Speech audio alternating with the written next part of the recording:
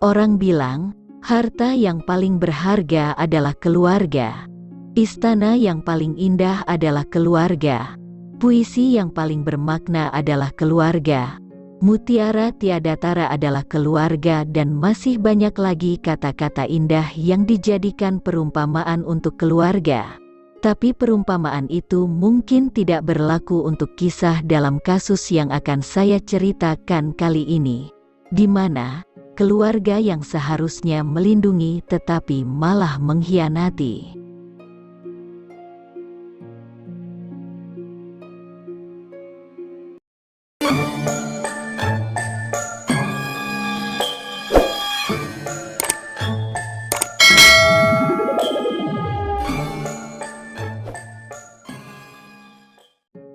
Pela Atrosi, remaja cantik yang memiliki senyuman yang menawan.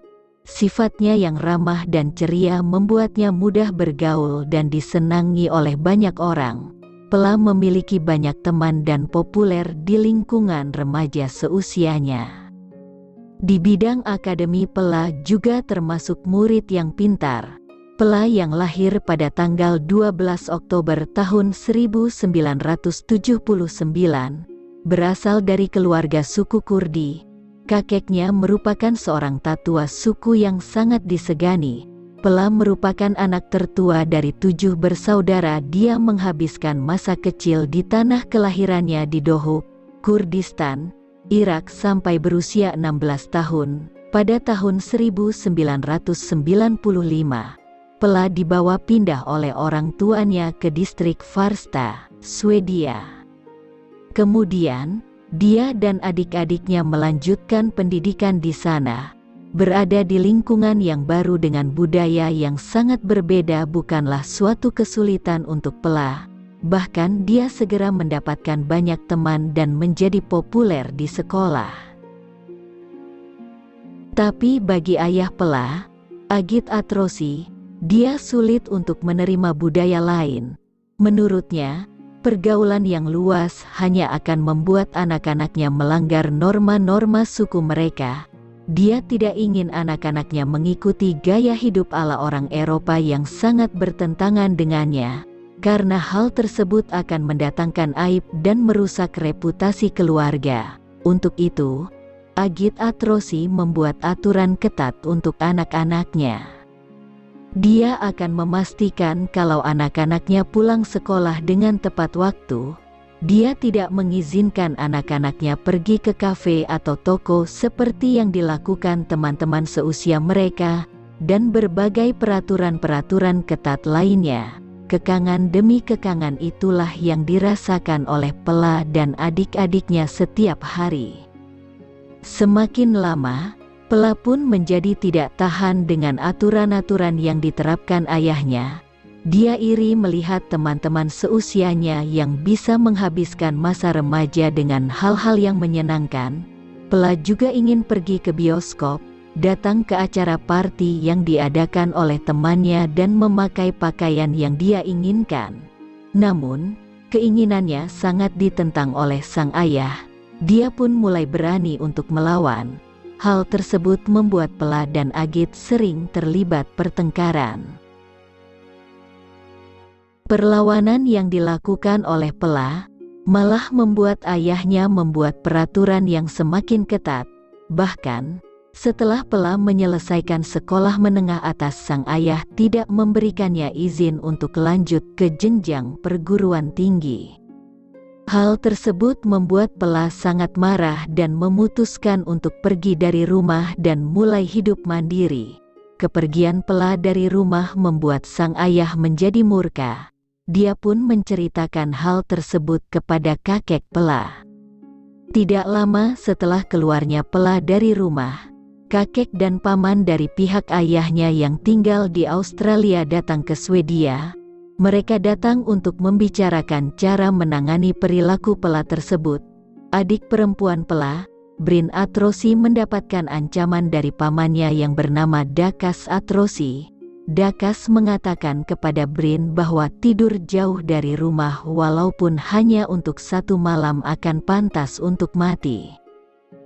Pada akhirnya, Setelah dibujuk, Pela pun mau kembali pulang dan tinggal bersama orang tuanya. Hari-hari ke depan pun berjalan dengan lancar. Hubungan Pela dengan sang ayah mulai membaik.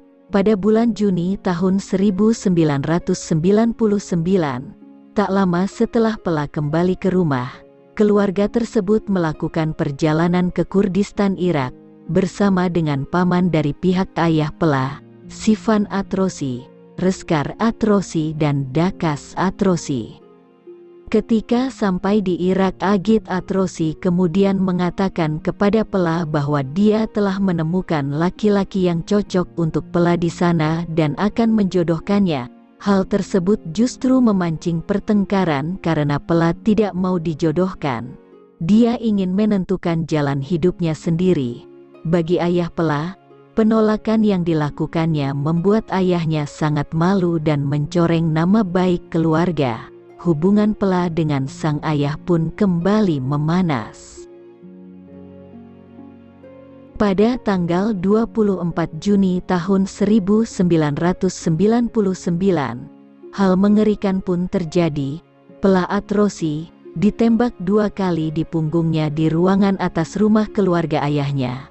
Penembakan itu dilakukan oleh Reskar Atrosi, adik laki-laki ayah Pela. Saudara perempuan Pela, Brin Atrosi dan ibu Pela mencoba untuk melindungi Pela, tetapi paman dan ayahnya menahan mereka sementara Reskar menembak punggung Pela. 2 tembakan di bagian punggung membuat Pela meninggal saat itu juga. Hal tersebut membuat ibu dan adik-adik Pela histeris dan melaporkan kepada polisi. Pada bulan Oktober tahun 1999, ayah dan paman Pela diadili atas pembunuhan Pela. Agit Atrosi mengakui bahwa dia membunuh Pela dan dia melakukannya karena Pela telah mengikuti tradisi barat yang bertentangan dengan tradisi keluarga. Dia juga mengklaim bahwa Pela kehilangan keperawanannya.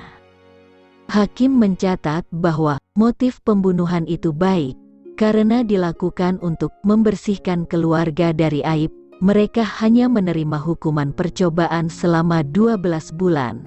Hal tersebut membuat ibu dan adik-adik Pela kecewa dan tidak menerima keputusan hakim. Brin, adik perempuan Pela, menghubungi pihak Swedia dari Kurdistan dan memberitahu mereka apa yang telah dia saksikan.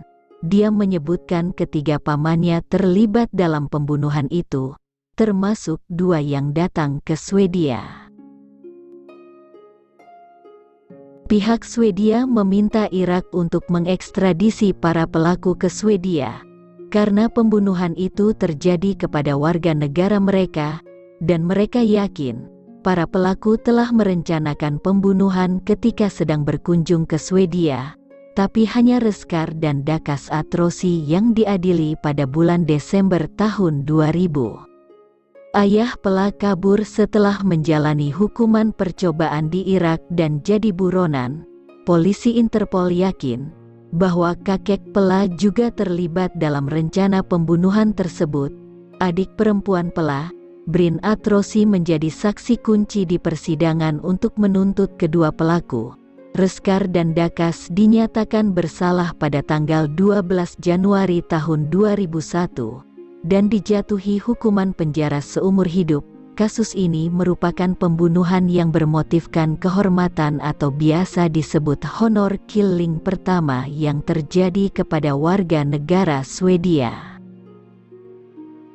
Pada bulan Juni tahun 2000, Reskar dan Dakas mengajukan banding kepada pengadilan, dan banding mereka diterima oleh pengadilan. Hukuman Reskar dan Dakas diringankan menjadi 24 dan 25 tahun penjara. Kemudian mereka dibebaskan setelah menjalani 2/3 dari masa hukuman pada tahun 2016, karena tercatat telah berkelakuan baik selama menjadi narapidana.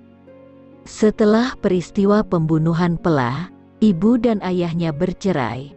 Kemudian ibunya kembali ke Swedia bersama adik-adiknya, sedangkan ayahnya bersembunyi di Kurdistan.